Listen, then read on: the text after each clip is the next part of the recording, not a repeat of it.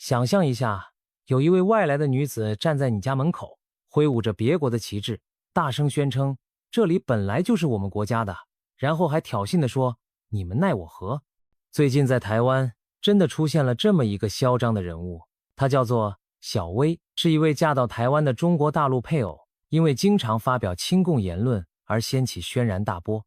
小薇原本只是众多陆配中的一员，她来自中国大陆的贵州省，多年前因婚姻关系搬到台湾，和丈夫在这里组建家庭，还育有3个孩子。按理说，许多陆配都在台湾安分生活，融入当地社会，但小薇却走上了截然不同的道路。她在社群媒体上相当活跃，特别是在抖音上开设了名为台湾夫妇3个小孩的账号，经常发布一些让台湾人看了直摇头的内容。画面里的小薇有时手里挥舞着5星红旗，带着孩子高唱中国的爱国歌曲，有时她对着镜头教导自己的小孩，台湾是中国的一部分。种种举动被台湾网友形容为舔共，意思就是讽刺她一味吹捧中国共产党并贬低台湾。这种言论在台湾这个崇尚民主自由的社会当然引发了强烈反感。一开始，许多网友对小薇的做法感到愤怒，纷纷在网络上谴责她。有些人更直接搜集她影片中的发言，向政府检举，质疑她已经逾越言论自由的范围，甚至可能违法。毕竟，小薇不只是单纯表达对中国的好感，而是公然宣扬两岸统一，尤其是带有武力威胁意味的言论。比如，她的影片中除了反复强调台湾是中国的之外，还曾经扬言台湾早晚会插满中国的红旗。对台湾民众而言，这仿佛是在替解放军武力犯台摇旗呐喊，难怪会引起众怒。面对铺天盖地的批评，小薇不但没有收敛，反而态度强硬，甚至开始公开呛声。据说她曾在直播或影片中挑衅地表示，台湾人拿我没办法，仿佛笃定自己身为外籍配偶，有台湾配偶和小孩做庇护，即使鼓吹统一，台湾法律也拿他没辙。他甚至放话，就算台湾不欢迎，他也不打算离开，要就滞留在台湾，看政府能把我怎样。这种嚣张发言无疑更加深台湾社会对他的不满。那段时间里，小薇的一举一动都受到瞩目，有人发现他一边大放厥词，另一方面似乎也开始为自己的处境担忧。3月中旬的一天，小薇在抖音上开直播，喝起了酒，嘴里嘟囔着我不懂为什么要这样对我。她甚至说自己可能会离开台湾，带孩子回贵州老家摆摊为生，一副委屈落泪的模样，和她先前嚣张挑衅的态度判若两人。然而没过多久，画风又变了。隔天，她化好妆录制新影片，突然高喊胜利耶，仿佛宣告自己挺过了危机，还对着镜头喊话，要支持他的朋友们，对那些骂他的人要懂得爱与包容。有眼尖的网友发现，小薇的账号头像默默把5星旗拿掉了，关于两岸统一的影片也消失不见。一时间，人们摸不着头脑，猜测他是不是暂时服软了。原来，台湾的移民署已经开始介入调查小薇的言论。其实早在网络舆论发酵时，官方就注意到了这起争议。对于外籍人士在台湾发表涉及国家安全的言论，移民署并非毫无办法可管。根据《两岸人民关系条例》及相关规定，如果认定陆配在台期间有危害国家安全或社会安定之余，当局可以撤销其居留资格，甚至将其驱逐出境。移民署秉持依法行政的精神，对小薇展开调查。首先，他们约谈了小薇，给予她机会陈述自己的意见，同时也搜集她过去发布的影片作为证据。这段期间，外界虽然等不到立即的处置结果，但移民署强调所有程序都必须按法律走，不能草率行事。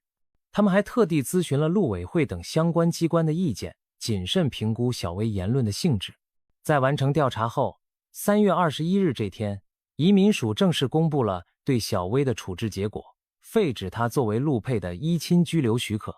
这意味着小薇原先因婚姻关系取得的在台居留资格被取消了。根据通知，小薇必须在10天内离境，否则将面临强制遣送出境的后果。此外，移民署还明确规定，她未来5年内不得再次申请来台依亲居留，对一个已在台湾落地生根，还有孩子在这里念书的人而言，这无疑是非常严厉的惩处。消息一出，台湾舆论一片赞声，不少网友直呼大快人心，认为政府终于出手，替广大台湾人出了口气。许多人认为小薇仗着配偶身份在台湾大肆宣扬统战，早就该有这样的下场。还有人说居留权是特权，不是天赋人权，既然他不珍惜，就别怪台湾依法请他走人。然而当事人小薇对这项决定显然无法接受。据悉，在接到移民署的公文后，他气得立即拍摄影片开骂，把怨气撒向台湾政府。在这支随后曝光的影片中，小薇满脸怒容，手里扬着那份取消居留的通知书，激动地对着镜头大喊。他指责道：台湾政府就是这样的作为吗？来欺负一个带3个孩子的妈妈。紧接着他又质疑，台湾不是言论自由的地方吗？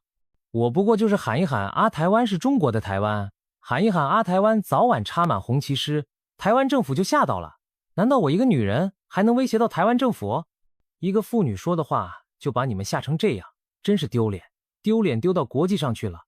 小薇把自己形容成无辜弱女子，痛批台湾当局小题大做。她的言下之意是认为自己讲统一的幻想而已，台湾政府竟然当真，还当成威胁进行处罚，让她觉得不可思议。小薇这番愤怒发言透过网络传开后，再度引发讨论。支持政府立场的民众认为，正是因为台湾真是言论自由，才更不能让人在这块自由的土地上鼓吹消灭自由的言论。他们反问，今天他享受台湾的自由，却宣扬把台湾交给集权政权，这算哪门子言论自由？也有人反驳小薇，要是真没做错事，怎会被撤销居留？现在装可怜有什么用？早知如此，何必当初呢？其实，在小薇事件之前不久，台湾已经出现一桩类似的舔共陆配争议，那就是网红亚亚的案例。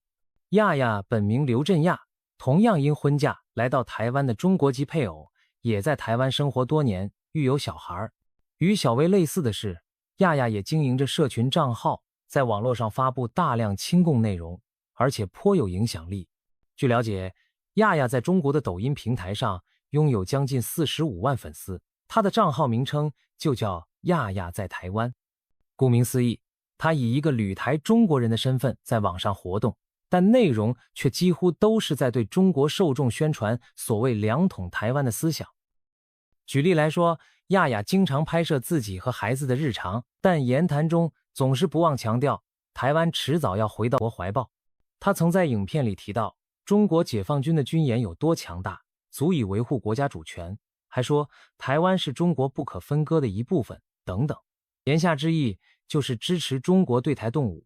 更夸张的是，有一段影片画面中，亚亚亲自拿着手机自拍，兴奋地说道：台岛周围已经被围得严严实实，也许明天早上醒来，宝岛上已经插满5星红旗，想想都让人开心。在那一刻，他流露出的喜悦，仿佛真心期盼着中国军队赶快占领台湾。这些令人啧舌的言论被台湾网友截录下来，纷纷在各大平台传播。很多人起初根本不敢相信，一位在台湾生活的陆配竟然如此公然地为武力犯台叫好。随着亚亚的统战言论不断爆出，台湾社会对此议论纷纷。有人担忧这是否代表有组织的统战渗透，也有人气愤地要求政府尽快查处，不能让这样的人继续待在台湾。很快的，政府部门采取了行动。移民署同样依循法律程序，对亚亚展开调查并约谈。在约谈中，据亚亚自己后来描述，移民署人员特别拿出他影片里的几句具争议性的话解释。亚亚辩称那些影片是在中国的社群平台上发布，并不是他自己上传到台湾这边的网络，但是他也不得不承认，影片里出现的人确实是他本人。所以移民署方面在记录谈话内容后，提醒了他不要再发表类似的言论。据他说，当时还让他签署了类似切结书的文件，明确告知他往后不能再做2件事，一个是恐吓，另一个是鼓吹武力统一。亚亚声称，他签名保证后就再也没有谈过这类话题。然而，尽管亚亚在约谈过程中表态配合，之后移民署还是决定对他做出处分。3月11日晚间，台湾媒体首先报道，亚亚的依亲居留权将被废止，限期离境。隔天，移民署也证实了这项决定，理由是亚亚在网络上公然鼓吹武统台湾，已经违反相关规定。和小薇的情况一样，亚亚被要求在10日内离开台湾，5年内不得再申请依亲居留。出乎意料的是，在消息曝光将近1周后，亚亚突然露面喊冤。3月20日，他接受媒体采访时强调，自己从头到尾都没有主张武统，一直希望两岸是和平。他表示，网络上流传的很多东西都是假新闻和断章取义，害他和家人承受很大压力。他难过地说，他的孩子在学校都被同学问是要跟妈妈一起被赶出台湾，甚至有人传谣言说他是假结婚，带大陆亲人来台等等，让他觉得名誉受损。亚亚一方面否认自己鼓吹武力犯台，另一方面也透露他已经聘请律师团队，希望透过法律途径来抗议移民署的处分，争取能够留在台湾陪伴孩子。毕竟他的3个孩子都是在台湾出生长大，与台湾有深厚连结，他不想全家被迫回到中国去。对于亚亚的喊冤，不少台湾人并不买账，他们认为亚亚现在才来打亲情牌、受害者牌，为时已晚。毕竟他曾在视频中说出的那些话历历在目，很难让人相信那不是鼓吹武统。正当各界各执一词时，台湾主管两岸事务的陆委站了出来，直接拿出了铁证。就在亚亚声称自己清白的同一天，陆委会发言人梁文杰在例行记者会上播放了一段影片片段，正是来自亚亚先前发布于中国网络的平台。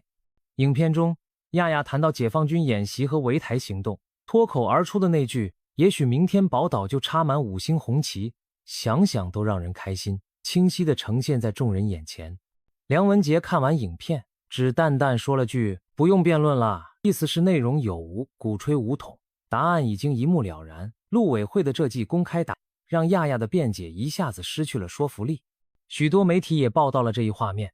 社会大众看了之后更加认定移民署对亚亚的处置是有根有据的。一些原本半信半疑的人看到他亲口说出那样的言论，也不禁摇头感叹，可以说亚亚的形象在这一刻彻底翻车了。本来他或许想博取一些同情，但铁证如山摆出来，反而让更多人对他反感。甚至有台湾网友挖苦道，他不是喜欢5星红旗吗？现在正好送他回去，让他好好亲近那面旗帜。值得一提的是，亚亚事件还引发了台湾朝野间的论战。有少数亲中立场的政治人物认为，政府驱离陆配的做法太过严厉，质疑是否侵犯言论自由。其中，国民党籍的立法委员王宏威就曾公开声援亚亚，强调亚亚只是一个平民百姓，在网络说几句统一的愿望，不至于对国家安全造成真正威胁。他把此事上纲到言论自由的高度，引发极大争议。许多民众和学者痛批这种说法过于天真，直指散播武统言论，哪能算一般言论自由？有名嘴愤怒表示，难道要等到真的有人里应外合了才来补救吗？王宏威的言论因而遭到舆论挞伐，甚至有民间团体发起了罢免他的联署，认为身为民意代表却为鼓吹武力侵略的人辩护，实在不是人。这场风波也让更多台湾民众认清，在自由民主社会里，言论自由绝不代表可以毫无底线地宣扬仇恨或颠覆国家的思想。随着小薇、亚亚等陆配接连翻车，可以说在台湾掀起了一股反共民意的浪潮。许多人开始反思，对于那些利用自由环境鼓吹集权的人，我们是否应该更强硬地说不？有一位知名的网络意见领袖，网名叫做八囧的 YouTuber， 就在社群平台上号召大家采取行动。当时在移民署尚未正式对小薇宣布处置结果的时候，八囧一度担心政府雷声大雨点小。他在 Threads 网站上发文指出，如果移民署迟迟不公开处理舔共陆配的结果，他将发起街头游行抗议，主题就定为我是台湾人，我反共。事实上，移民署在舆论压力下没有让民众失望，及时对小薇等人做出了惩处。然而，八囧认为，除了个案处理外，更重要的是凝聚社会共识，彻底表达台湾人民反共的立场。因此，他开始筹备一场反共大游行，预计今年4月中旬的一个周末，号召认同我反共立场的台湾民众走上街头。这次活动的口号是“我是台湾人，我反共”。这短短一句话听起来简单有力，直接点出了诉求。巴囧在网络上呼吁大家踊跃参加，强调这不仅是针对几个陆配个案，更是向所有试图渗透台湾并矮化台湾的人发出警讯。这个倡议一提出，就得到许多网友的响应和支持。各社群平台上，不少人表示愿意上街头站出来，向世界宣告台湾社会对共产专制的反感。一些平时不太参与政治活动的年轻人，也因为小薇和亚亚事件被激起了热情。他们觉得自己有责任捍卫家园的尊严，不容许他人在这片土地上大肆歌颂压迫自己的政权。有参与者说，我们欢迎各国朋友来台湾，但不欢迎来了还想消灭台湾的人。据了解，这场反共游行除了民众自发组成外，背后并没有大型政党介入，算是一种草根性的公民运动。不过，也有不少社会贤达公开表态支持。许多长辈级的人士感叹，几十年前台湾在威权时代也喊过反共，那时是反对共产党侵略，如今民主时代的反共则是防范中共渗透，意义有所不同，但重要性不减。一些学者则提醒，台湾在对陆配、陆生等相关政策上，也许应该进一步检讨法规漏洞，避免未来再出现类似的统战利用情形。当然，台湾毕竟是一个民主社会，即使面对统战挑衅，政府的处理仍需依法守分寸。目前，移民署对相关陆配的处置都依据现行法律框架，并无违反正当程序。小薇、亚亚们若不服，也有权透过行政申诉或司法途径寻求救济。未来这些案件若进入法律程序，势必又会掀起另一波讨论热潮。不过，就眼下而言，台湾民间展现出空前的一致，对于舔共行径采取零容忍的态度。总的来说，从小薇的嚣张放话到最后被驱离出境，从亚亚的狡辩到被官方影片铁证打脸，这一连串事件犹如一出高潮迭起的连续剧。然而，剧中的主角们或许没料到，他们原想利用台湾的自由环境谋取关注，最终却踢到铁板，自食恶果。这个故事告诉我们，言论自由固然是台湾引以为傲的价值，但自由从来不是没有边界的。当言论变成替集权张目并为侵略背书的工具时，台湾社会和政府也绝不会坐视不管。毕竟，民主制度保护的是建设性的多元声音，而不是纵容破坏自身的阴谋。小薇们的翻车也提醒着所有人珍惜自由，敬畏自由，莫要打着自由的旗号行伤害自由之实，否则等待这些舔共人士的只会是最终难逃的命运，以及台湾人民团结捍卫家园的坚定意志。